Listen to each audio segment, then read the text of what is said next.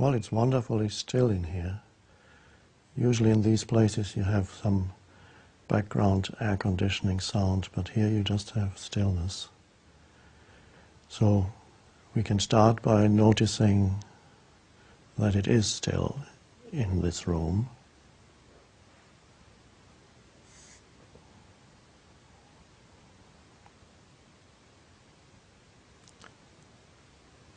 And of course, the moment you notice that it is still outside, you are still inside. You have to be still for a moment to even notice that there's silence outside.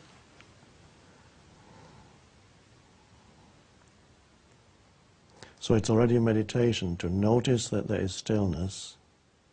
You can do it in the middle of the night if you wake up. That's usually the most silent time when most people are asleep. And you simply notice that it is silent in the room or outside, and you cannot notice it by thinking about it. That's the wonderful thing. To notice that it is silent, you have to become silent inside. So there's already a shift in consciousness by the simple fact of becoming aware that there's silence around you. You've become silent within, which means for a moment the stream of thinking has subsided, but you haven't gone to sleep. You're alert, awake. There is a space that has opened up inside you.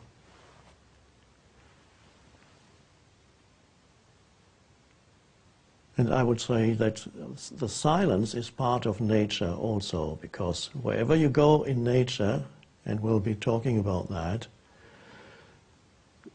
or there may be sounds. Nature has all kinds of sounds, produces all kinds of sounds, from animals to the wind, to the rain, to the flowing water, and so on. There's always also the deeper dimension of silence. So if you walk in a forest, for example, you hear all kinds of subtle sounds, but underneath all the subtle sounds in the forest, there is an all-pervasive silence also. Now, if you go into the forest only with your mind, then you will only notice the sounds, and the mind will try to interpret, oh, that's such and such a bird, that's that, and that's that. It will label. So that's fine. You might think you're present in the forest, but you're not really. You're simply judging what you hear. But if you become aware of the silent dimension underneath the sounds and in between the sounds, then you become present, because the moment you become aware of the silence, you also have become silent. The mind has become still. In that moment where you notice, oh, there's silence, in that moment you are silent. Not perhaps when you say it, then it's also, you're already back in words. But before you say it, so you are able to notice it, that means a space has opened up inside you, a space of awareness, of presence, of no thought, of a shift in consciousness, in fact. It doesn't matter if it only lasted for 2 seconds, it was there, a shift. And you can't really remember it, you can't memorize it. It's not memorable because in that space of silence nothing is happening. The silence itself is eventless. All events take place in the silence, but the silence itself, or the inner stillness itself, is eventless. And this is why I sometimes say these talks that you listen to are not interesting, because the interesting means mind stuff. What really matters about us being together here is that we enter that deeper dimension together, and that deeper dimension of still presence is not interesting because it's not differentiated. You can't say there are not bits and pieces in it. You say, oh, look at that, oh, look at that. In the same way that the sunset is not interesting, or the sunrise, it's too vast, it's too awesome. You can't say, oh, that's an interesting sunrise. No, you just go, wow. There's nothing, it's beyond interesting. It's deeper than interesting. It's deeper than the mind can analyze. The moment the mind starts analyzing, you have reduced it, and there is a place for that also, but that's not the vastness of being. There is a place for analysis, but if you're lost in analysis, continuous compulsive judgment and analysis, then, well, life becomes impoverished. You're lost then in the mind. So you have to be able to use the power of analysis of the mind, yes, but not be used by it. And then you can have thoughts. Of course you have thoughts. You're not going to be totally free of thoughts. But the important thing is you then have a thought. The thought doesn't have you. Because it's terrible to be had by a thought.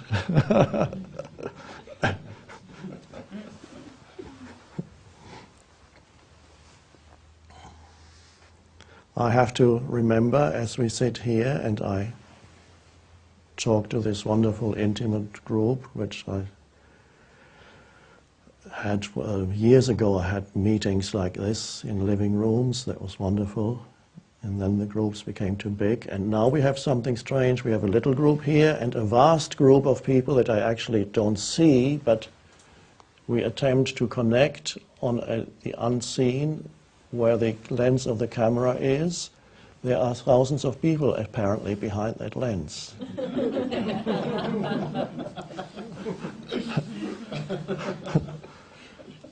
But basically only one person, that one there, you. It's really only addressing one human being, one I. And so that the whole subject matter of our gathering is to connect more deeply with yourself.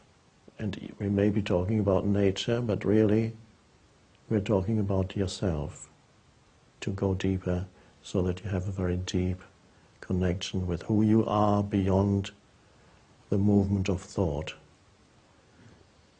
so that your identity is not derived from the movement of thought any longer. You can still think, but your thoughts are no longer telling you who you are. Opinions about who you are, which then translates, of course, also into opinions about other people. And so you can relate more deeply to others when you're present, but first you need to find that depth in yourself. And we'll see today how nature can help us with that. Once you found the depth within yourself, all your relationships deepen, they have an added dimension, and you can then see that relationships that do not have the dimension of depth are very surface phenomena.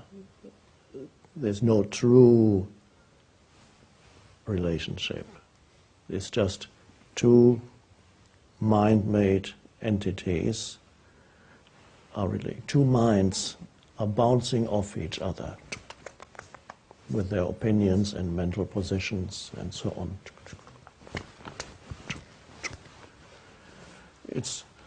And even if they're talking about something deep, it's unlikely that it will be deep, but even if it sounds deep, it won't really be deep, because the depth doesn't come from the words.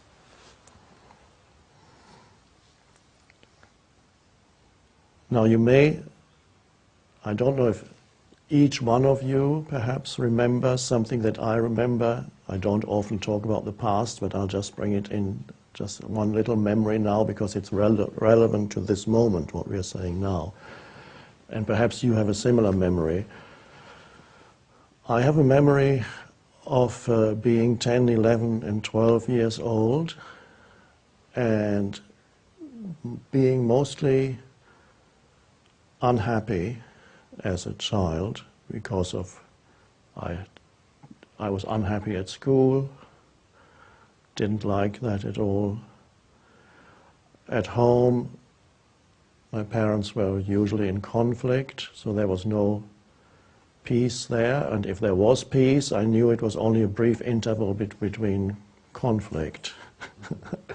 So even when there was no conflict for a day or two, I knew it was like walking through a minefield. And so that's the case, of course, with perhaps some of you had a similar experience. And there's nobody to blame, it's just people act according to their conditioning and level of consciousness. Nobody can act beyond their level of consciousness, so you can't really blame anybody. Of course, they suffer their consequences, yes, but that's another matter. So, I was basically an unhappy child, but I was given a bicycle at the age of 10, and we lived in a city, but it was only a short bike ride, 15 minutes or so out of the city. And that was my salvation. And I would quite often, occasionally even, I just didn't go to school. I just said, goodbye, I'm going to school, and then I went off into the country. And then I reached the outskirts of the city, not particularly overpowering landscape of exceptional beauty, just ordinary, some wheat fields, occasionally groups of trees, groves, hedges, but it was nature. And I would slow down on my bike and very slowly and start to look. I looked at, and I listened to the wind and the leaves and the birds, and I slowed down. And then every time I did that, a burden, so it was shedding a burden, and a sentence would repeat itself in my mind, and it's a strange thing. I didn't know why, I didn't even question why I thought this particular sentence, and that sentence was, this will always be here. And it kept repeating itself, this will always be here. This will always be here. Years later, when I remember that I realized that sentence must have meant that I must have realized that there's the man-made dimension and there is nature. And nature compared to the man-made world is virtually timeless. The time spans in nature are virtually infinite compared to the short-lived man-made things. So what I actually experienced at that time was transcendence through nature, transcendence of my personal condition, the narrow suffering condition. So nature enabled me to experience the transcendence of a different dimension that is beyond the man-made world. And perhaps some of you have similar memories when you were a child, how you related to nature, or how nature helped you or gave you a sense of support. And I believe there are many children nowadays that are actually deprived of that, unfortunately, because they are so captivated by their electronic gadgets and computer screens and so on, that their main attention is in this world of little screens. So it's important for every parent to encourage children to experience nature, vitally important for their well-being, as it is for every human being too, for every adult. Now, there may be one or two people being with us here, there, who perhaps are stuck somewhere in a room and can't get out because of physical disability, or they may be in prison, and they say, what can I do? What can we do? We can't get out into nature.